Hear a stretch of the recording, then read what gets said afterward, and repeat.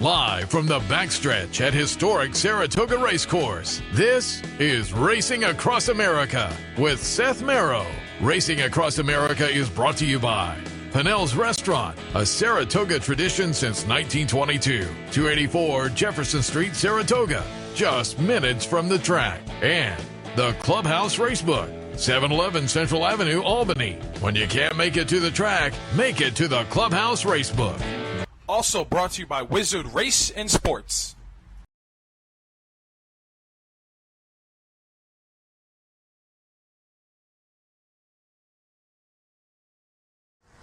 Good morning and welcome to Racing Across America on Alabama Day, Saturday morning. So far, a nice day. It's a little overcast. I was just saying before we came on, it looks like it could go either way, but currently, a nice day, and let's knock wood and hope it holds out because it's a great card today, obviously highlighted by the Alabama. A little bit later on, we'll be joined by Dylan Davis, currently a living, breathing ATM machine at the racetrack. The return on investment with Dylan has just been insane. We'll talk about that and more. He's having a fabulous meet, certainly. So a local product, Dylan Davis, coming up shortly. And then towards the end of the hour, John Piassek, our friend from the Mid-Atlantic region. John, we've talked over the years via phone down in the studio about racing in Maryland and whatnot. He handicaps for the Racing Biz, but currently in the booth at Yonkers. But we'll hit on that and more, and he's handicapped some races for today right here at Saratoga. But, as I mentioned earlier, it's Alabama Day, and when I contacted him, I said, of course we're putting you on Alabama Day. As our friend Mike Veitch, former host here on the OTV network, and certainly for folks who have watched over the years, including myself, we know it's a favorite race for Mike. Appreciate your stopping by. But more important, as I was driving home last night thinking about the show, I thought, Mike in Alabama, perfect. I'm back. and then I drove home, and I think folks also remember you were a huge fan of Woodbine, too. And it's until a few years ago, who would have thought Alabama and Kings Plate same day? That's right. That's a very, very good point. So good for Woodbine. They've got the big race back, and I hope they do well up there today. Yeah, so, they're a great group up there, and always a lot of fun. One of the reasons I wanted you in, it's Alabama Day certainly, but I had run into you earlier this year. You were working on a book based on the Alabama. When you sat down, we talked about it. Fill folks in on where you are with the book and when they can look for it. Well, it's we're talking about my favorite race for my life, and the Alabama is very special. My uncle won it with What a Treat in '65, and cousin John won it with Our Mims in '77, and it's just such an admirable thing. Here it is, 1872, a mile and a quarter. Keep it that way, please. Let's have one of these classic races left at a mile and a quarter for 3-year-old fillies. And it's just something I've really come to, I've loved it my whole life. I mean, it's one of those things, where they start, and you're talking Sky Beauty and Mom's Command and, Top Flight and just precious, precious stuff. So, and almost more often than not, if you win the Alabama on the way to the Eclipse Awards, you've automatically got some votes. This year, obviously, a little Well, bit. that's an interesting situation this year, It's open, I think for sure.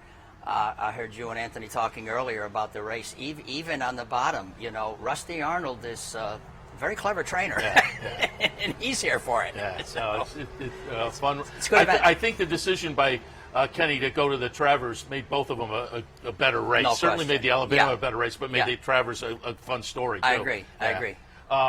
So again, when you sat down, you said the Alabama book, your longest book, and it's taking you a while, but upcoming people can look for it. I think this fall we're going to be published. It will be available at the National Museum of Racing and Hall of Fame. That's kind of my second home now since I left daily reporting.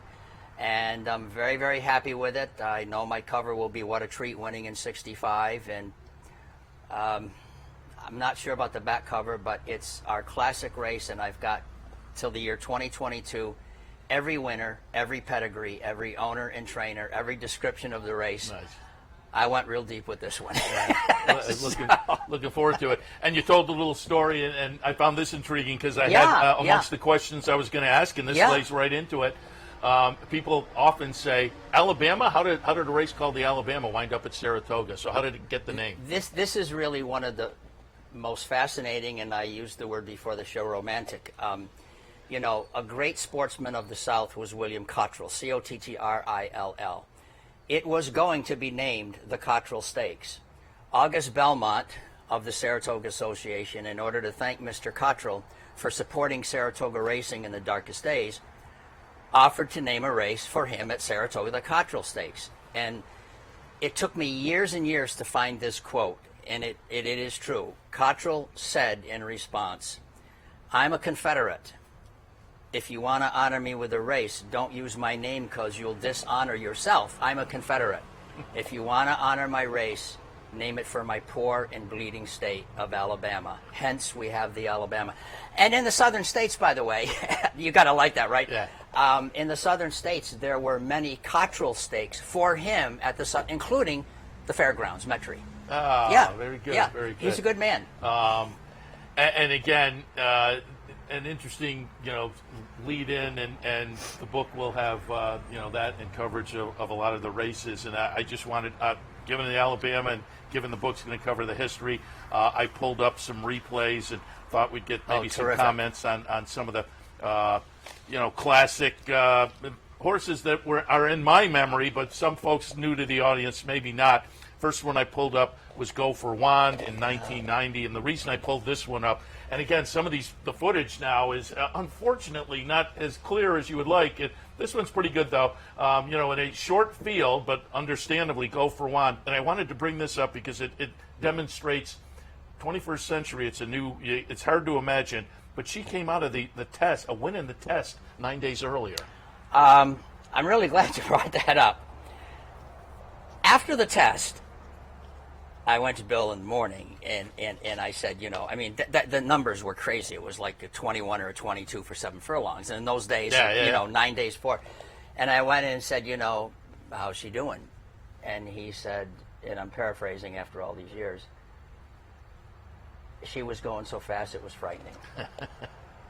She was one of the all-time greats, Go for Wand, really. Her owners as well, but that was, he felt it was frightening.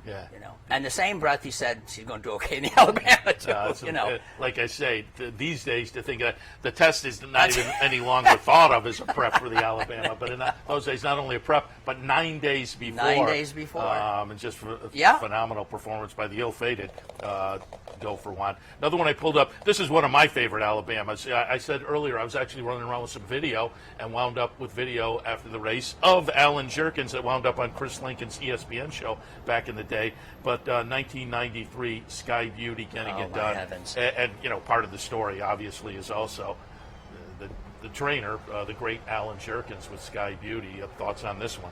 What a princess. I mean, really, what a princess. 3 phenomenal years, grade ones, uncountable grade ones, and with the master, Alan Jerkins. Yeah.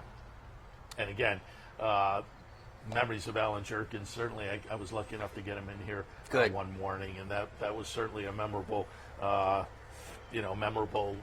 visit from a legend, as it were. Yep. I pulled up another race with a 3-year-old filly. That isn't the Alabama, but what could be my favorite race up here. All right. The Rachel Alexandra win in the Woodward, where as a 3-year-old, she gets it done. She comes out of a win in the Haskell beating the boys, and then faces older boys up here. And as we go to the break, I'll play the audio too, because I was actually standing in back of the box seats, and I got the crowd.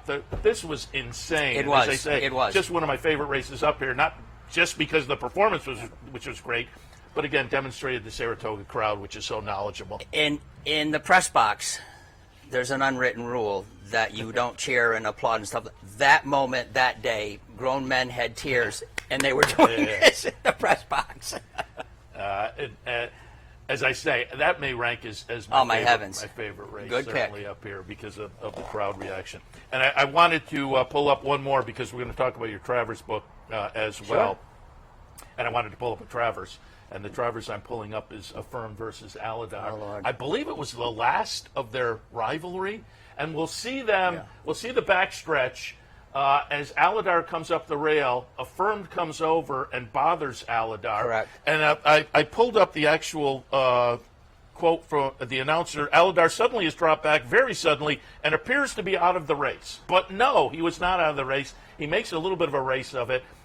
winds up affirmed first under the finish line. Aladar, as you can see, gets back into it Yeah, here, yeah. winds up second, but a DQ moves Aladar up to first. And so, again, he winds up with his third victory over Affirmed. Affirmed had a 7-3 edge yes, but in 10 meetings, but I do believe this was the last of them. And again, a very memorable Travers. I think you're very, very memorable, and good memories of John, and the owners, of course, of Affirmed were as good a sportsmen as you're going to find. Yeah. I mean, they just dealt with that whole thing so very well. And John being your cousin, John They Veitch, the trainer of Aladar, and again, that was one of horse racing's more memorable rivalries, certainly, no question about it.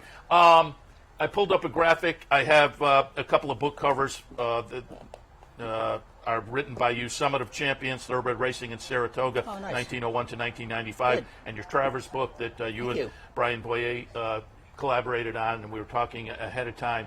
Travers' book has been updated, and you're expecting that out shortly? I'm hoping we do our first book signing a week from today, but we've got them, and that's good. And that was really not even a labor of love. When Brian first asked about that way back, we just had all kinds of fun putting that together, and it's rather amazing that it hadn't been done before when you think about Saratoga's Track Day.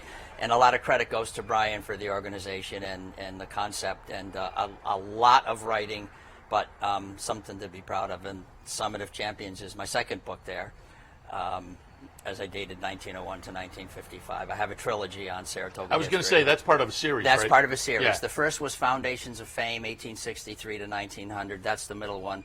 And then my third one is Legacy of Excellence from 1956 to 2008. I stopped at 2008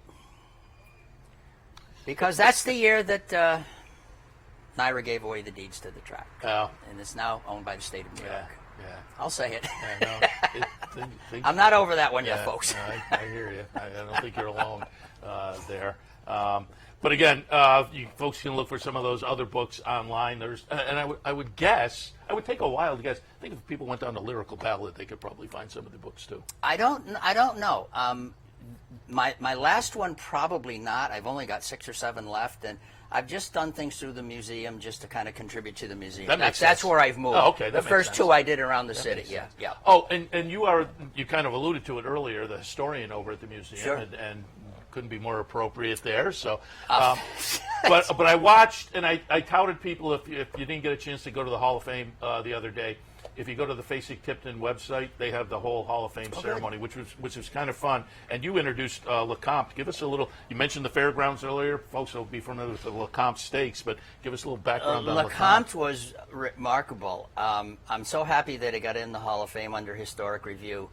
And he is the only horse to have beaten Lexington, and you know, and I think the remark I made at the Hall of Fame was,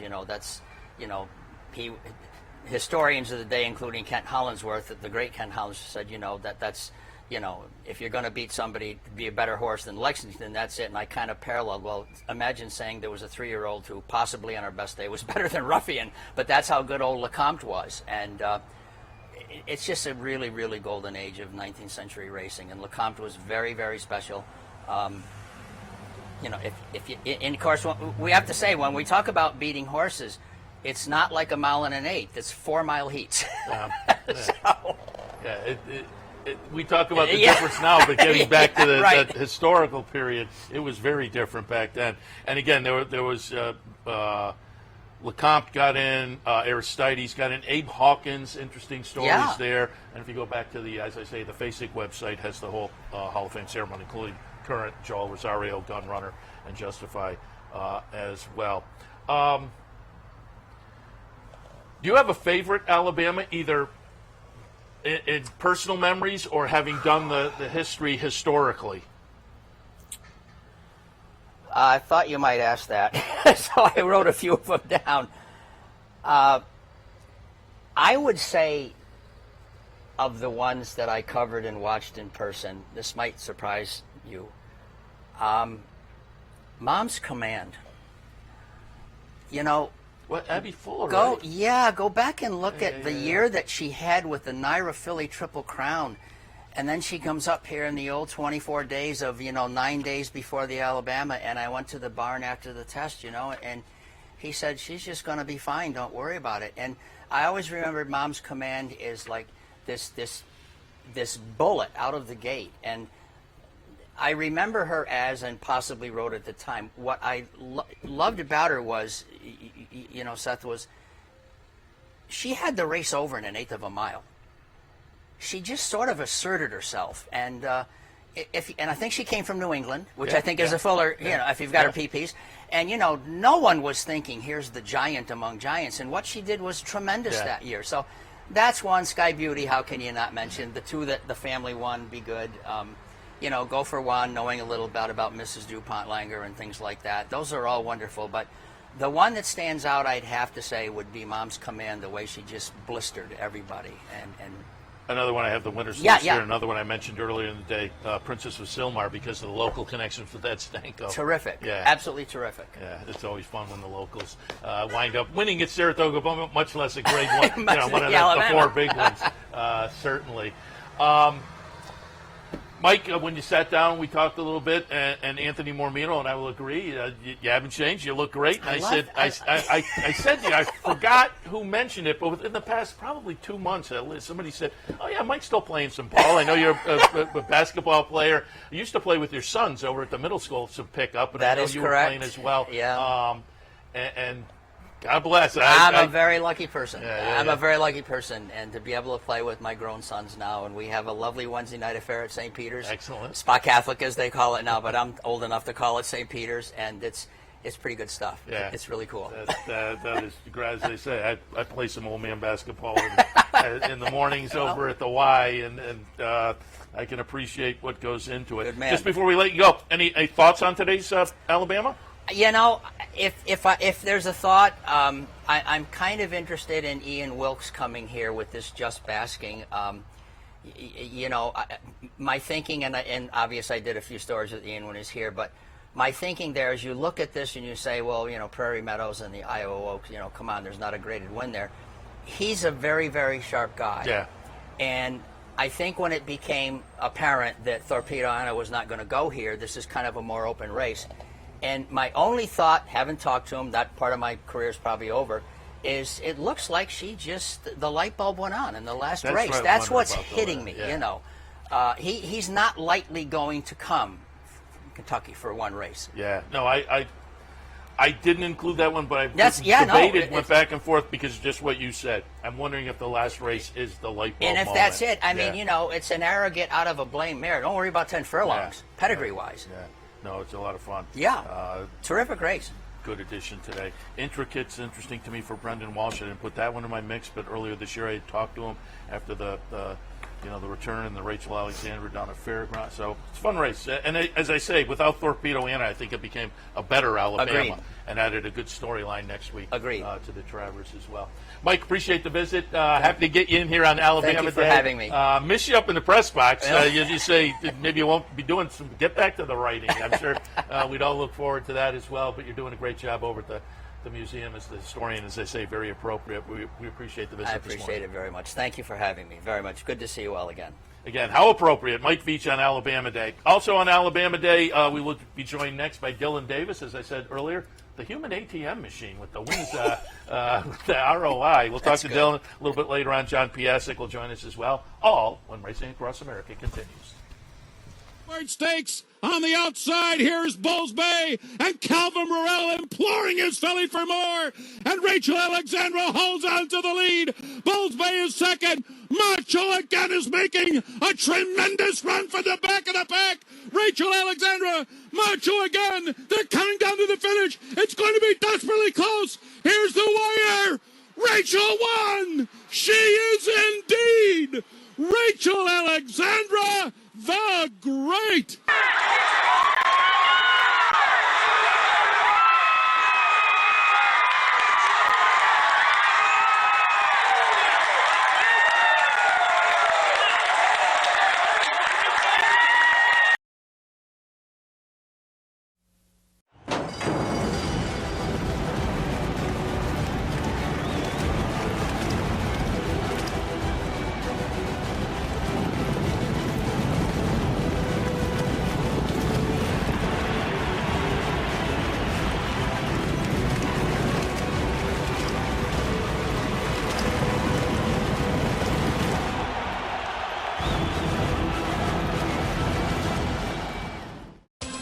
Capital OTB is now streaming live on Roku.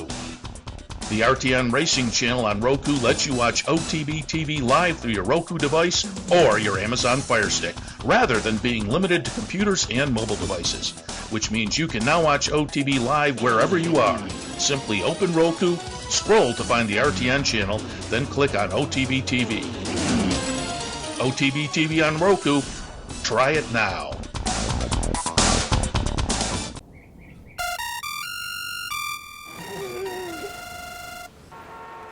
Come on.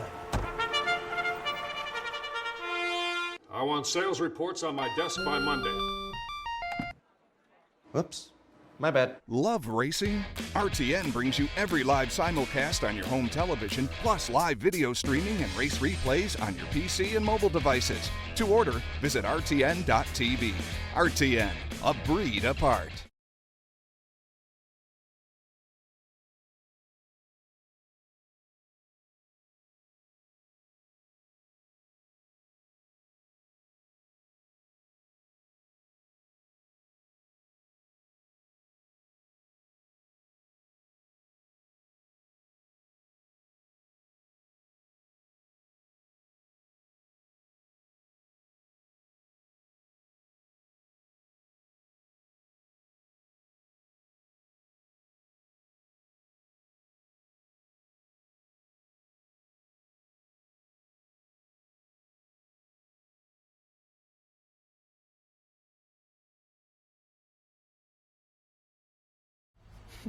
Welcome back to Racing Across America on this Saturday morning. As promised before the break, joined now by Dylan Davis, as I said earlier, the human ATM machine. When he sat down, I said I pulled up the stats. Nick Tammaro had tweeted out the stats for the jockeys, the ROI, at the end of so coming into Wednesday, Dylan leading with the ROI. Nobody else is over $2. He's at $3.64. That doesn't include this week. Wednesday, he hits for $53, Thursday, $24, and yesterday, Friday, on a note of favorite at 5 foot. Come on, what was with the favorite yesterday? Dylan, good morning. They must have been catching on to me a little bit. Exactly. Appreciate you stopping by. And let me just start out, by saying currently I pulled up the Equibase stats yesterday. Number 4 on the list with 21 wins. And as I say, most of them have been big prices. You have to feel great about that as well, because you're getting horses to run better than expected. Just talk about the meet and how it's going for you. You have to be thrilled. No, very thrilled. It's been an incredible meet so far. It's beyond expectations. I've already beat my personal best of 19 winners, and just doing my best out there, and everything is coming together. I just coming into this meet and trying to see what I have to do to adjust, and then go from there. But I know I've done it before, so I've come well prepared. Personal best with 2.5 weeks to go. Did you come in with a goal? To beat my personal best. Oh, okay. Yes. Bam. Mic drop so far. Got it done. And then also a long-term goal was a grade 1 in New York. So it was like 2-1. Well, we still have a lot more racing to go. Perfect segue into it, because I pulled up some of your wins so far at the meet, and one of them is going back the other day. I put a little piece together right after the race we showed a couple of days ago, because it was a very emotional win for Terry and the West Point people and Stephen Boucher. But we're going to take a look at Carson's run, getting it done in the Saratoga Derby last weekend. And part of the story was it was your first grade 1 in the United States. You had one up in Canada, but talk a little bit about the performance Carson's run in the Saratoga Derby. Yes, very special horse. I've been working with him since he was his first start as a 2-year-old here in Saratoga, and he's just gradually progressed. And he got me my grade 1 in the Summer Stakes at Woodbine, and he's been fun to ride. He brought me my first mount in the Breeders' Cup last year, and just been a nice journey with him. And he's got a lot of meanings behind of what his name is, and the whole team. And I'm very happy to be a part of it, but now he's got even more special meaning because he gave me my first grade 1 in the States, and Clement is a big supporter of mine, so everything has been on the right path, and everything has been going very well. Yeah, you've ridden him for virtually the entire career. One race you weren't on board, but do you get some kind of a connection when you ride horses multiple times like that?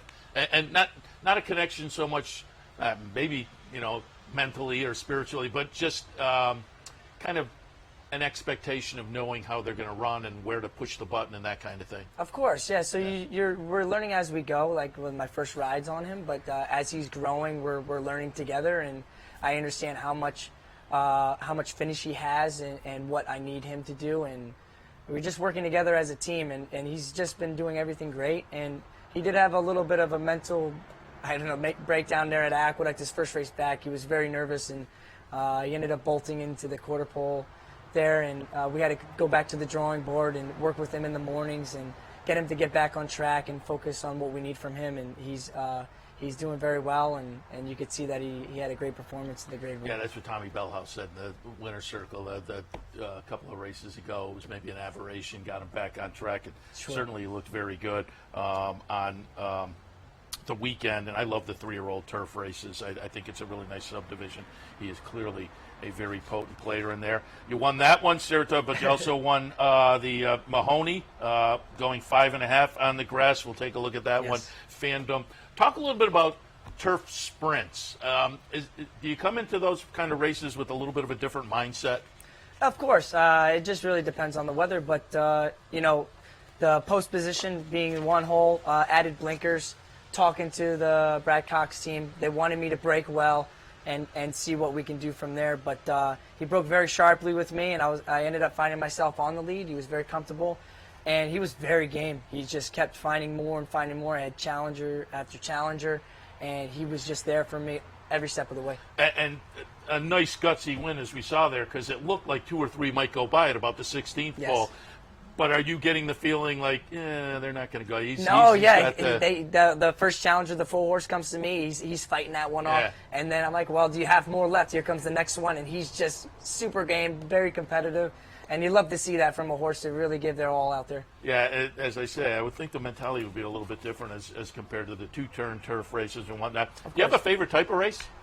I like long on the turf. Okay. Yeah, it's very easy going. I could be very patient, and I can win from pretty much anywhere. Speaking of patient, another great segue. You're the good co-host, because I pulled up. We had talked about it when you sat down. Didn't even know. I pulled up 30 Thou Kevin from earlier this week. A great storyline again. Kathleen O'Connell, who is the winningest female trainer. We'll see her in the middle there. You get kind of jammed up in the yellow silks with the black cap. But you were very patient, no panic. You kind of fade back because you were in the accordion. Now you're sitting in about the sixth position there on the rail. And then as they turn for home, the rail opens up and you make a nice move. But again, it was a great lead-in because it was a patient ride. And I'll ask you as a jockey, how much restraint does that take when you get jammed up at the start to sit back and say, all right, I'm not going to rush my horse up?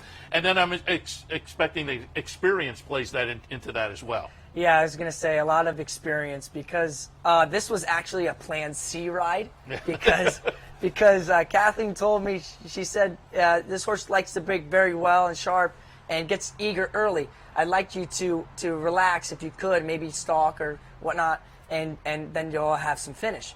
But I ended up breaking just comfortable, and I got squeezed and slammed out, and now I'm finding myself next to last. Again, the experience comes into play. Relax, patient, just tuck in, and just ride just a regular race and get to the rail. I was able to get there, and everything just kept opening up. The riders moving out to get a spot. I inched up there, and then Johnny ended up pushing out, and the rail opened up. But then at that point, you get lucky with all the paths opening. You need the horse to get the job done. And that was Kathleen all doing there, getting us ready for that day. And when you sat down, we were talking, it was a fun race because Kathleen O'Connell, leading woman trainer of all time with wins, although Linda Rice is approaching. But she comes up from Monmouth and gets a win up at Saratoga, and it was her 2,500th career win at 25-1. So it was just, it all came around. And I will also note, as I watched the replay, and I don't know how often you watch the replays or listen to the call, but Frank Miramati, as you came under the wire, beautifully ridden by Dylan Davis. He is in some zone right now. I did. I heard that. Yes. Yeah, that was great. That was a great shout out. Wanted to. Oh, guys are pulling up the Adirondack here. Well, you can pull that up, guys, because I was going to show that as well. You were on the Queen's MG in the Adirondack. The second start of the meet for the Queen's MG, the second win for the Seffi Joseph runner. This time at, a modest $7 and change, but helping that ROI was on opening day in the Schuylerville at 44-1. You were on her. She's now 2 for 2 up here. Talk a little bit about the Queen's MG for Safi. I actually, in her first start here that I got on, I got very lucky. She became available, open, and my agent, Mike Migliori, was able to get her on for me and to get them out. She was a long shot that day, but she ended up running very well, and I was very happy to get along with her. And then, again, in the Schuylerville, she was now favorite, but then was 40-something to 1. Yeah. So the bettors were catching on. So, but able to get a nice trip on the outside stalking, and she's I think she's a very nice horse, and she responded well. So I think she's ended up pointing towards the spin away. Yeah, I think later into the meet. Sounded like Safi would try the triple. Yep, and I think she's well capable. She certainly looked good in the first 2 starts here. And that price was a little funny because in the race before, in the stakes race, she had been favored and had some trouble. Yes. So the price was a little bit crazy. But that was the first time you were on her in the Schuylerville? Yes. So, you come out, you look at the board, you see 44-1. Do you get a hint in the warm-up? Oh, I may have something live here. So Safi just gave me free rein. I was on the outside post that day, and because she ran so poorly, said just break well, get her to relax, and see if you just can get her to finish up and see if we can get her back on track. And they told me to turn her loose from the pony. So as soon as I turned loose from the pony and I warmed her up, I felt amazing. She felt amazing, actually, and I loved what I felt. And I didn't feel like a long shot at all, and I thought I actually had a real chance. Yeah. But, being that she ran poorly, I still have to keep it in mind that to save some finish for the end, and she was ready. She was ready to run. Talk a little bit about, because I always like to do some of the nuts and bolts here for people who are new to the game, just to give them behind the scenes. The warm-up and what that means and the various types of warm-ups, because I see sometimes you won't leave the pony, not you specifically, but just jockeys in general, won't leave the pony necessarily, and sometimes a more vigorous warm-up, a lesser of a warm-up. How do you play the warm-up? Do you go off the trainer? Do you go off the vibes you're getting from the horse when you're out there? And what does it mean when you stick with the pony or leave the pony? Well, then there's many variables. First off, you could talk about the pace of the race. If there's no pace, then maybe they're trying to find some more speed and maybe take control of it early. But also, they're trying to change things up with the horse. How do they react? Are they better with the pony with an easy warm-up, or are they wanting to turn loose and try to get them to relax, try to get more speed out of them? But they're trying to find things that work with the horse. And as a rider, personally, if they feel a little stiff muscle-wise, maybe they need an extra warm-up, because if you're with the pony, it kind of restricts them to get their actual full stride. When you turn loose, they can switch leads, they can bow their neck nice and do all these things. And it just really depends on the horse, actually. But,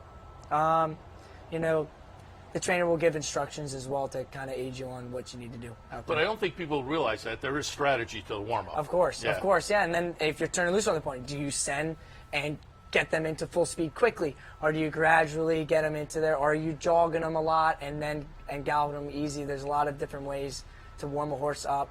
And then the riders learn as they go. If you're riding them the next start, what worked. Is that too much warm-up? You could do too much warm-up or too less of a warm-up. Maybe you need to help them wake up a little more, get the blood going. So there's a lot of variables into that. Yeah, that's interesting because, like I say, I think a lot of people don't realize they come out on the track, but there's always a little bit of strategy in the warm-up before the race, where there's plenty of strategy. Give folks a little bit of background. I think a lot of people are familiar.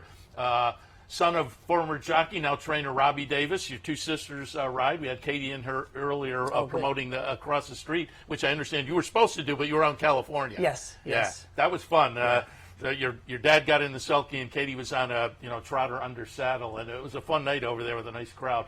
But your other sister Jackie out at the Finger Lakes and rides here occasionally. So it's certainly a family well involved. But talk a little bit about your upbringing right here in Saratoga and transitioning into the riding game. Yeah, so Dad rode an Irish circuit for over 20 years, 80s to early 2000s. Ended up retiring, and we moved up to Saratoga, beautiful town here, and I was about 8 or 9 years old, so I ended up going through the school district, Saratoga's Blue Streaks, and loved every part of it. And as a kid, I was racing dirt bikes, wrestling, and hanging out with friends, and just being a kid. Yeah. But I didn't realize I wanted to be a jockey till my senior year of high school, and and Dad and I helped Dad out in the mornings, getting onto horses, and I knew ever since then that that's what I wanted to do.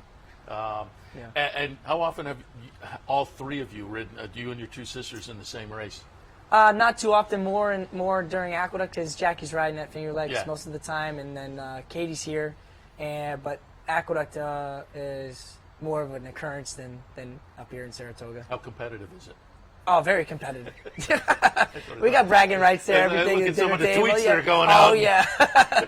No, definitely. And we don't forget. We don't forget. And again, it's always fun to watch you guys being local products, and I applaud the season this year. Keep it up. Again, you've passed your high already with 2.5 weeks to go, so that mountain has been climbed. As I said, a mic drop, and the bettors are. Oh, and speaking of Twitter, you have a fan of Dave Portney from Barstool. Yikes! Yeah, I guess he's been a big fan of mine. He's been tagging me on X, and I took full advantage of it, and I presented him a sponsorship deal that he accepted, and so that's another plus for me that I can do. And he's featured anytime you wear the pants. He makes sure to. Oh yeah, Barstool Sports. Yeah, that's incredible. It's incredible. Very good. So again, that raises the profile as well. But you don't need a whole lot of help after the meet you're getting, because I will tell you, just walking around the track and people recognizing me from what I do, there's a lot of. Oh, that Dylan Davis, and a lot of it tied into the big prices, which again just kind of demonstrates you're on horses that aren't necessarily getting touted to be the winner, and you're getting through. So it has to be very, very satisfying, not just to have the great meet, but doing it the way you're doing it. Yeah, of course. Yeah, it's again the experience and the patience and all the time I put into racing in my whole life, in my career. Everything is coming together, and when I ride every race, I ride it to the best ability, and what I always think, I try to think outside the box, and what can I do to win this race, and how do I need to do it, and it's showing out there on the track. So you have to get lucky, but I have to be in the right position at the right time when the luck presents me, and able to get the job done. So far, so good. Before I let you go, just talk about a typical day for you up here. And is a typical day at Saratoga different than downstate? Yeah, of course. We're going 5 days a week up here, and they only get 2 days off. So a lot of workouts in the morning. There's a lot of 2-year-olds in training and looking for that next best up horse that's coming. And been doing a lot of work up here, especially the Friday, Saturday, Sunday. We have turf workouts, so it's long days, but it's well worth it in the long run. You mentioned your agent, Mike Migliori, part of the Migliori clan. What is the jockey-agent relationship as far as picking horses to jump on board? Oh, it means everything.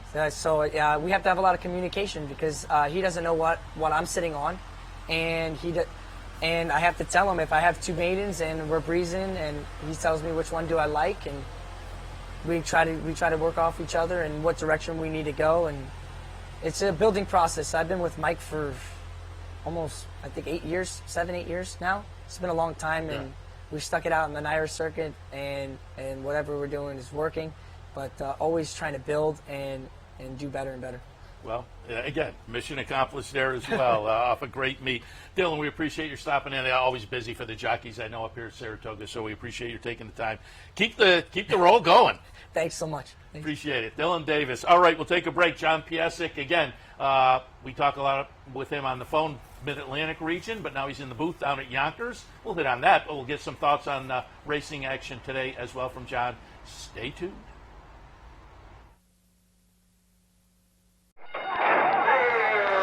Why just watch the races when you can be in the middle of the action?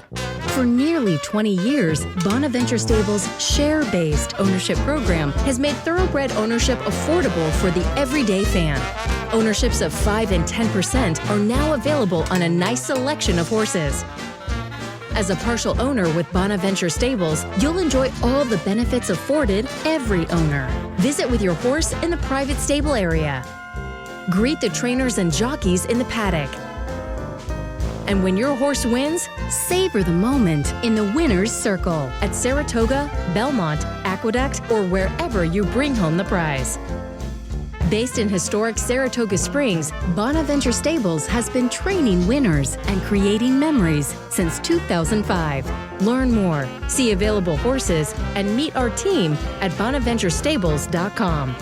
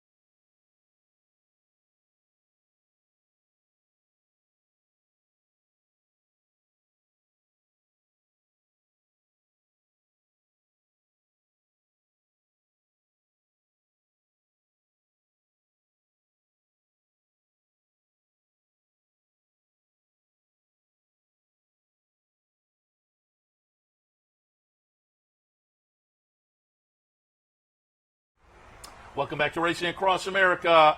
As promised before the break and at the top of the show, hey, it's our friend John Piassek. We usually talk to him by phone down in the studio. We're talking some Mid-Atlantic, some Maryland racing, which you were with the Maryland Breeders, right? Yes. Okay.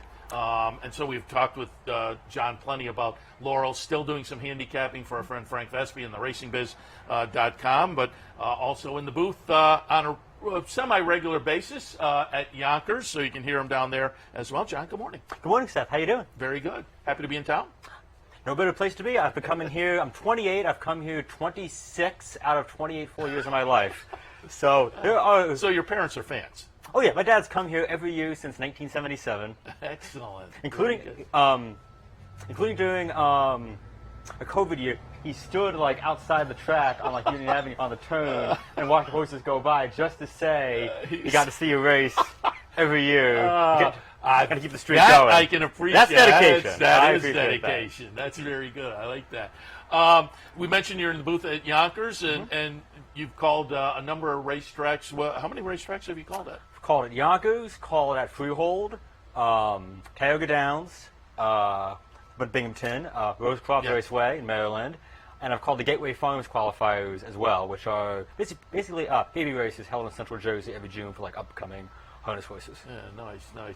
And as I say, you handicap for our friend Frank Vespi in the Racing Biz, typically focusing on that Mid-Atlantic region, but you bounce around as well. And I said when we planned to have you come in today, take a look at some races, and let's take a look and get some ideas for this afternoon. You've looked at the scratches. I haven't seen them yet, so if I mention something that's out, just feel free to fill me in. Sure, I got the scratches right here, so just in case anything pops up, we'll talk about it. In the sixth race today, we're looking at optional claimers, non-winners, and two other than a mile and a 16th on the grass. And again, we're knocking wood. Hopefully, I mean, the weather now is nice. It's overcast, but if we get this all day, that'll be great.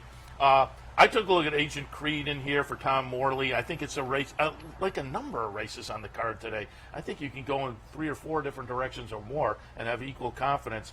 But I thought this one might be set up nicely off the latest effort down in Monmouth, which I thought was a kind of good try. Got caught late, but maybe holds on today. Laurel Valley is interesting. Let's Go Big Blue for Bill Parcells.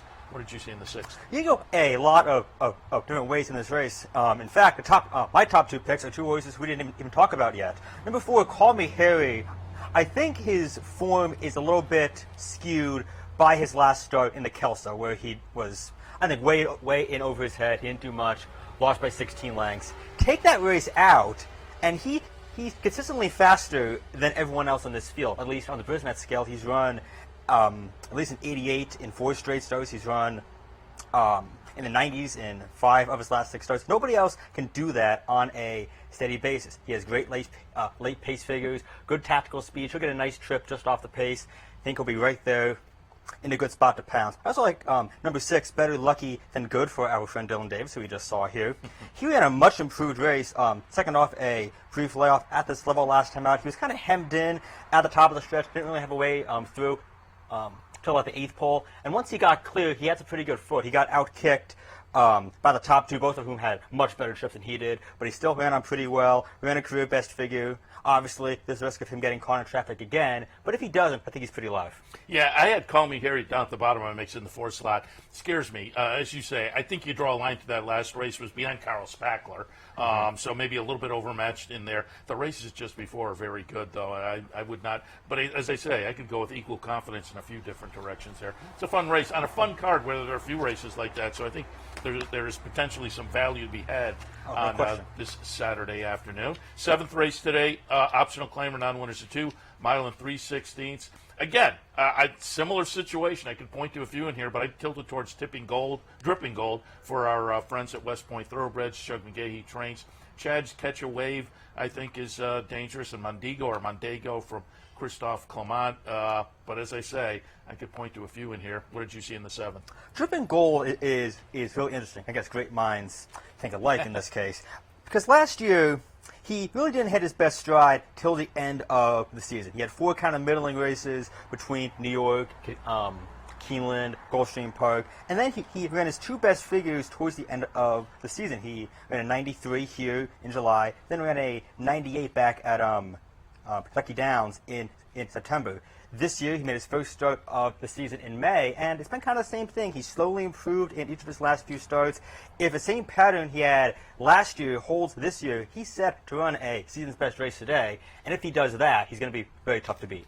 Yeah, and I like those year-to-year kind of patterns that you can look at, particularly from prominent trainers. And going into stakes races, a lot of times you can see a trainer running into a similar pattern. And so I agree that the looks primed off the first few starts of this year, primed for a better performance, which puts him right in the mix here. In the Lake Placid, we'll take a look at the 2 stakes as well. In the Lake Placid today, we're looking at 3-year-old fillies going a mile and a 16th on the grass. I went logical here with She Feels Pretty. I didn't know what to do with the Clement West Point runner coming in from Europe, the number 6 horse. Dynamic pricing, it's Chad and Klarvich. The interesting horse to me in here is Spaladay, the number 5 horse for Chad Brown. I think if we get the 12-1 morning line, I'm going to play around with the 5 a little bit. What did you think in the Lake Placid? Well, I really like Proctor Street on top. Unfortunately, she scratched at the end. That kind of throws off my game a little bit. I think She Feels Pretty is the most likely winner, but I also think in wide open races like this, you almost have to take a shot against the favorite. Yeah. Because if like 4, 5, 6 horses all kind of have a similar chance of winning, I wouldn't want to take the lowest price of that group. Yeah. I'll kind of price hunt a little bit. Since Proctor Street scratched, I ended up picking Dynamic Pricing on top. I wasn't crazy about her last start in the Belmont Oaks, where she was pretty flat, but she's worked well since then. Her race 2 back in the Edgewood probably wins this. Even her race 3 starts back in the Florida Oaks, where at least in the Brisnet scale she ran a big figure, probably wins this. Irad gets back in saddle. He rode her to victory in the Edgewood 2 starts ago. Should be heard from late. Beautiful Love, number 11 for Charlie Appleby, also obviously very dangerous with his shippers to the United States. We ran a big race at Maidan in the last start. 1 by 6 lengths going away. No speed figure for that, however, I imagine it would be very big if there was one. She's been based at Saratoga since mid-July, has had a lot of good workouts. I got to figure Charlie's had a spot like this in mind for her for a long time. So I think she'll be primed for a good one, in spite of not having raced first off 6-month playoff. And Spaladay, I mean, fairly lightly raced, in improving form. Anytime you can get 12-1 or thereabouts on Chad and Frankie Dettori, you got to take it. Yeah, no, that's kind of my thinking there. And yeah, Beautiful Love I had at the bottom of my mix. This is one of those horses, been up here. You look at the workout lines. You go back to July 13th at Saratoga. So Appleby's had a string here, and this is clearly one of those for Godolphin. And I didn't quite know what to do with her, but again, with those connections and with her record, again, I put her at the bottom of my mix. Would be no surprise. Another, interesting race on a fun day that will be highlighted by the Grade 1 Alabama. $600,000 up for grabs, a mile and a quarter. I'll ask you, I've said to everybody over the past few days when I've touched on this, I think Kenny McPeak's decision to go Torpedo Anna in the Travers made both better races. It clearly made the Alabama a better race, taking her out, and I think the Travers next week with Torpedo Anna becomes an interesting storyline in that one. Oh, absolutely. I mean, as a racing fan, I'd love to see Torpedo Anna live. She's a fun horse to watch. One of the best fillies I think we've seen in a long time. But as a bettor, she'd be 1-9. It would be a 4 or 5 horse field, and she would jog, and it's like, great, now what? And we'd be wondering what she would have done in the Travers. And we never would have found out. Now she'll be in the Travers. She'll make that a much better race. This is a fantastic betting race. I think can go in a lot of different ways. So it's a win-win-win all around. Yeah, I totally agree. I went with Candy just because of the second 2 Torpedo Anna last time. But to me, and I said it on the handicapping show earlier, Miss Justify, I think talent-wise, these two are right in the same boat. Power Squeeze, you take the last, 7 starts. There were 2 non-wins. They were the 2 races. This one faced Torpedo Anna. So Power Squeeze. And Mike Veitch was here earlier and mentioned Just Basking. And I didn't know what to do with that one, but maybe the Iowa Oaks is a light bulb moment. If so, the Ian Wilkes trainee is intriguing. What did you see in Alabama? I was very surprised to see Candide at 7-5 on the morning line. I mean, yes, I know she came in second in the Coaching Club American Oaks. That looks very nice on paper. And she was third in the Breeders' Cup Juvenile Fillies last year. So on class, she has a big edge. But her speed figures aren't that much better than everyone else's. I think to justify 7-5 on the morning line. And based on all the steam I've heard this week, I don't think you'll get 7-5. I think she'll be 9-5 or 2-1 or thereabouts. And that'll make it a little more bettable. I think if you're playing a pick 5 or a pick 6, you'd have to use her.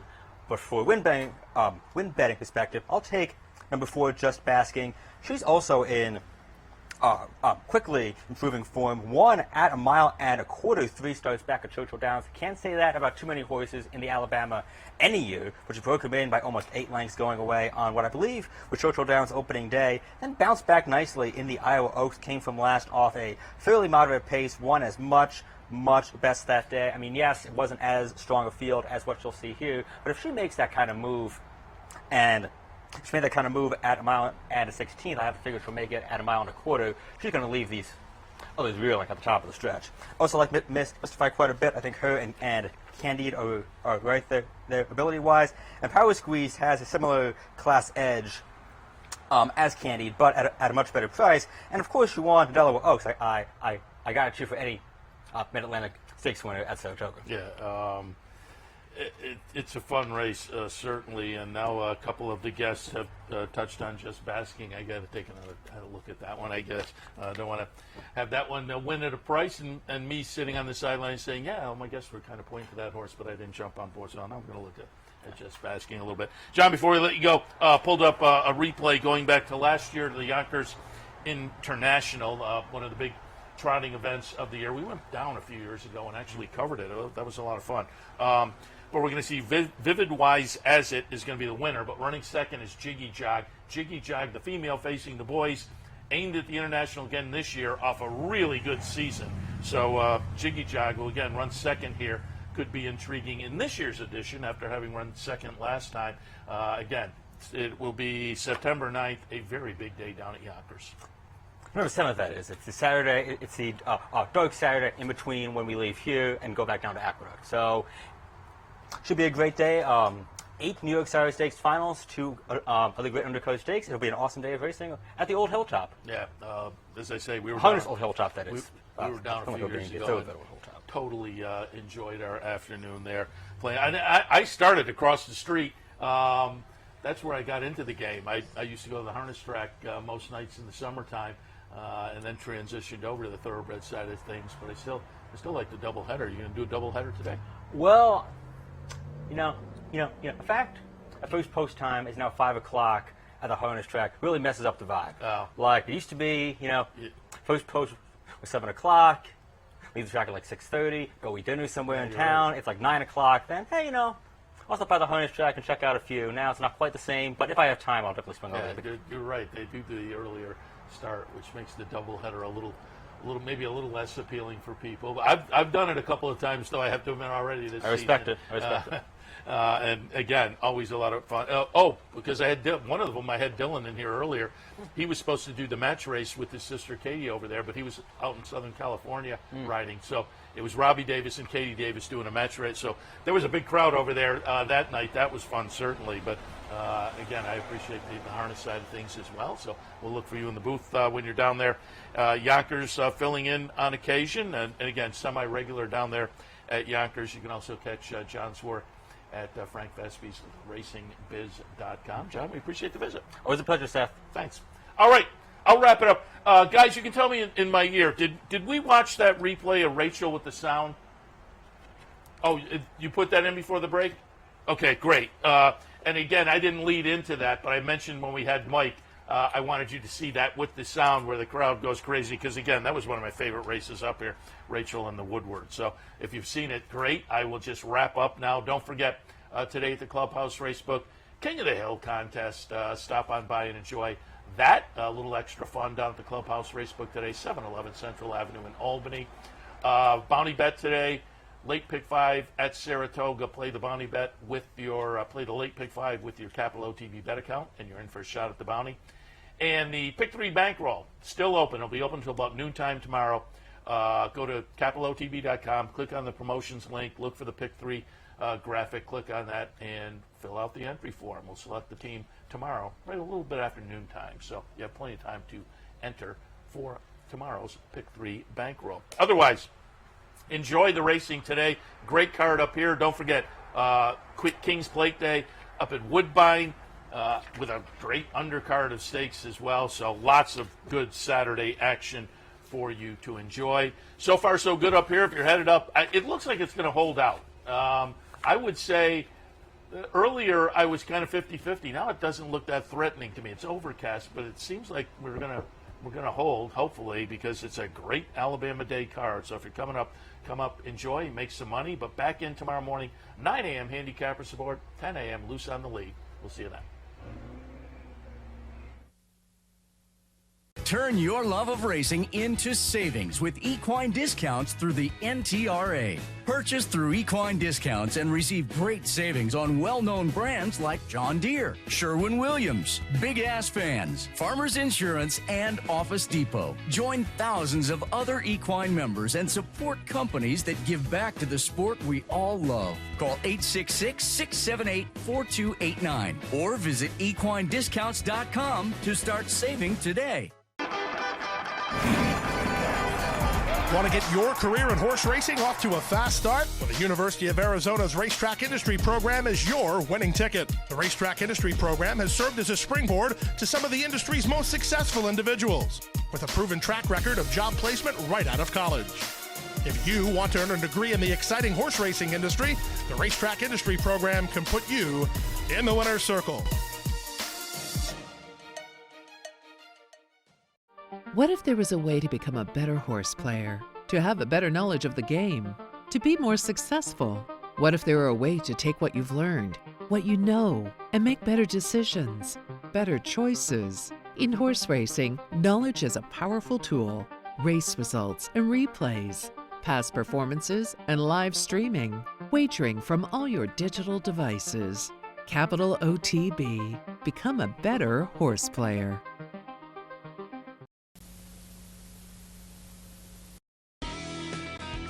You've been watching Racing Across America.